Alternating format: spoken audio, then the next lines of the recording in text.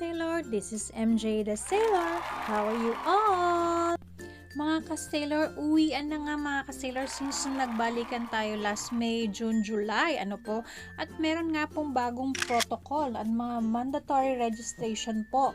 Ito nga po ay One Health Pass. At ano nga po ito? Aalamin po natin ito. Bakit nga po ito yung naging mandatory requirements, no? Kailangan daw need to register in One Health Pass within 3 days before departure from the point of origin. And the electronic health declaration certificate will be accomplished 24 hours prior to boarding. Kailangan nga natin mag-comply dito mga ka-sailor dahil sabi, anyone who is not registered will not be allowed to board the aircraft. As all airlines were given directive to fully implement. Pero ano nga ba itong One Health Pass na to mga ka-sailor? Kagaya ba ito ng Trace App, mga nakaraan? Kailangan ba natin mag-download nitong apps na ito? Paano tayo magre-register? Ano yung One Health Pass? Ano yung Electronic Health Declaration Certificate? At paano natin gagawin yon? Ang lahat ng yan mga ka-sailor sasagutin natin. Kaya stay tuned! Pero teka, back ka naman kung bago ka dito sa akin channel. Don't forget to hit the like, turn on the notification bell, at subscribe para kayo laging updated sa mga bagong video.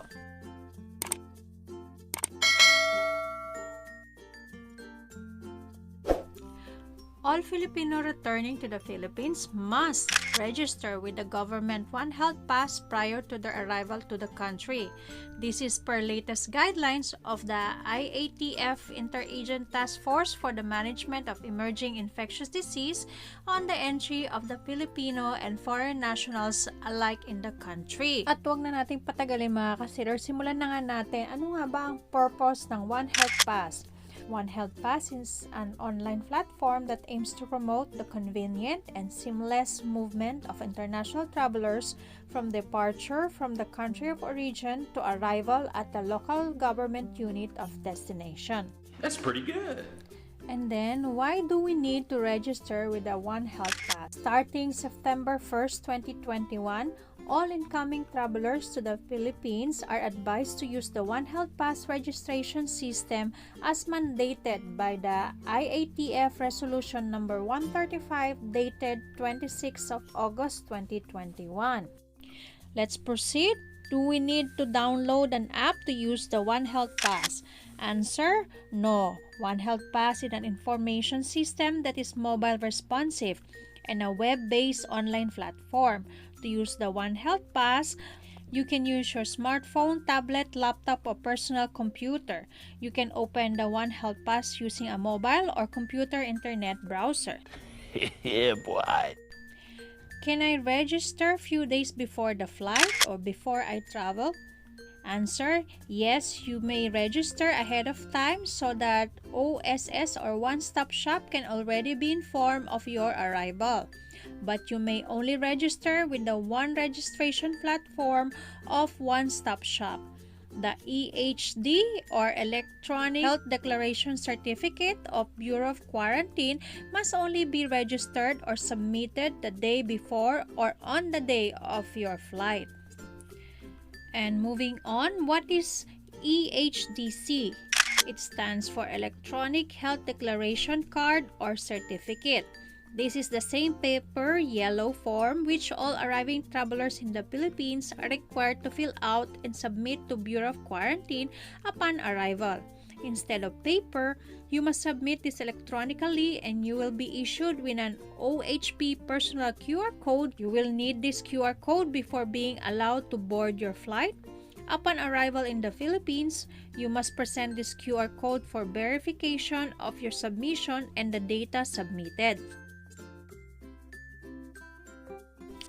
O ayan mga ka-sailor ha, prior to boarding po mga ka-sailor, chine-check po nila na kailangan meron kayong Electronic Health Declaration Certificate. Doon pa lang po sa inyong port of origin. Kailangan nyo na po na ma-register iyon at yun po igagamitin nyo sa arrival nyo po sa Bureau of Quarantine. And then, can I submit my Electronic Health Declaration Certificate immediately upon registration? Answer, the Electronic Health Declaration Certificate of Bureau of Quarantine must only be registered / submitted the day before or on the day of your flight. And let's move on to other question. What do I need to do after I register? Upon your registration with the One Registration Platform of OSS TGMROF, you will receive a display message and an email containing your transaction number. You will need this transaction number upon a registration submission of Electronic Health Declaration Certificate.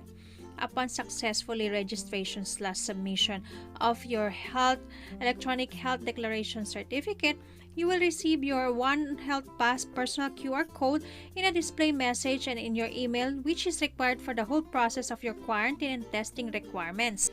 Ganun pa rin mga ka-sailor, lahat ng uuwi na fully vaccinated at merong RT-PCR na negative result ay hindi na kinakailangan mag-facility quarantine.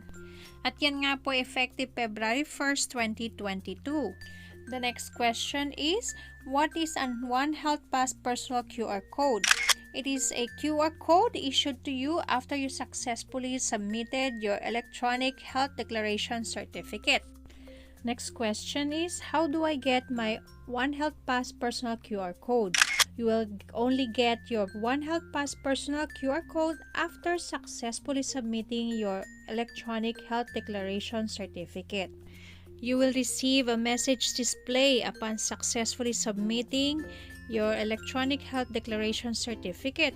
You can take a screenshot or print this to ensure that you have a copy of your personal QR code. Next question, I have successfully submitted my Electronic Health Declaration card and a message was displayed with my One Health Pass personal QR code. However, I close it without being able to screenshot or print my QR code. Do I need to register again to get the QR code? And the answer is no. If you have indicated a valid and active email address during your registration, you will also receive the same One Health Pass personal QR code in your email account after a few minutes. You can open or print this email for presentation at the airport and upon arrival in the Philippines. The next question, it's been a while but I did not receive an email with my One Health Pass personal QR code even if I successfully registered. What do I do? Try to check the spam folder of your email. Since this is the first time you receive an email from One Health Pass email address, your email may have tagged it at the spam email. Also check if what email you registered. If you made a mistake in the spelling of your email address and was not able to take a screenshot of the display message right after submission of your Electronic Health Declaration Certificate, then you may have to register again and be sure to encode a valid and active email address. And let's move on. Can I print my One Health Pass personal QR code before going to the airport of departure? Yes, you can submit your Electronic Health Declaration Certificate a day before or on the day of your flight and print this for presentation at the airport and upon arrival in the Philippines. You may as well take a screenshot and save your One Health Pass personal QR code in your smartphone for presentation at the airport and upon arrival in the Philippines. And then the next one, I made a mistake during submission of my Electronic Health Declaration card. Example, arrival date, address, surname. Can I still edit my data? The answer is yes, for as long as your data have not been verified by OSS TGMROF yet, you can still edit your personal data through your My Profile access. Upon your arrival and when your data has been verified by Bureau of Quarantine, you will not be able to edit your data anymore. If you need some changes, you may contact the OSS Monitoring and Action Center for your request. However, it may take some time as proper validation of your request must be met. Therefore, we strongly advise that you indicate your correct information during registration and before your travel, including the LGU home address of destination since this will be used for the issuance of your quarantine certificate. At ito po yung homepage ng One Health Pass. Makikita nyo pong may arrow dyan, yung My Profile. Dyan nyo po i-edit yung inyong information just in case na kailangan nyo pong mag-edit. Next question, when do I need to present my One Health Pass personal QR code?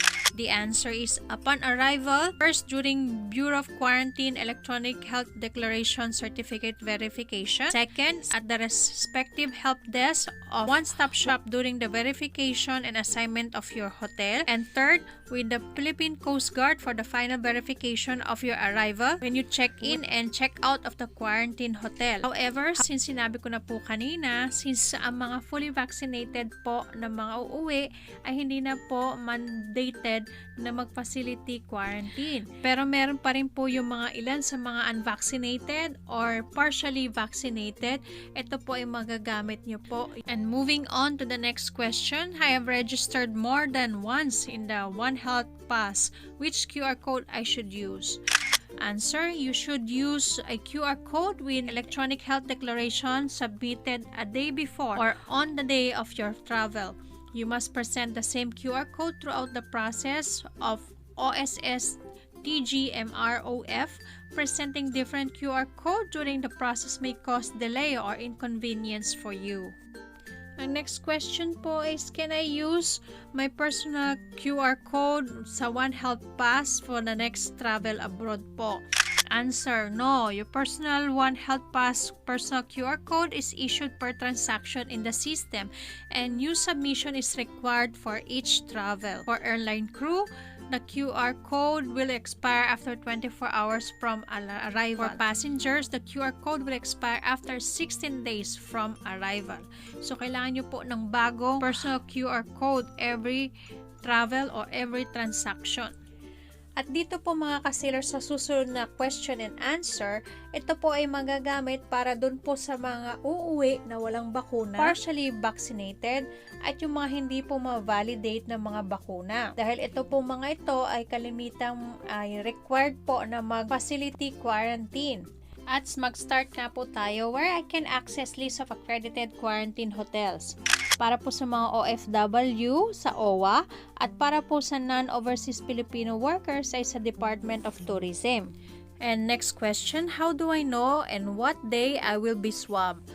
By opening your profile, my profile in the One Health Pass website, you will be able to view some of your information including your designated day of swab. At ito po yung sample ng home ng One Health Pass. At makikita nyo po yung may arrow, yung my profile. Diyan nyo po makikita kung kailan o kung anong araw kayo nakaschedule para sa swab.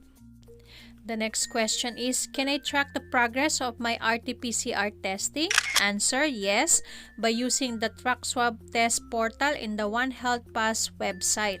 At dito naman nyo po matatrack ang inyong RT-PCR progress dito po sa Track Swab Test. And the next one is, when do I get my Unified Bureau of Quarantine Certificate?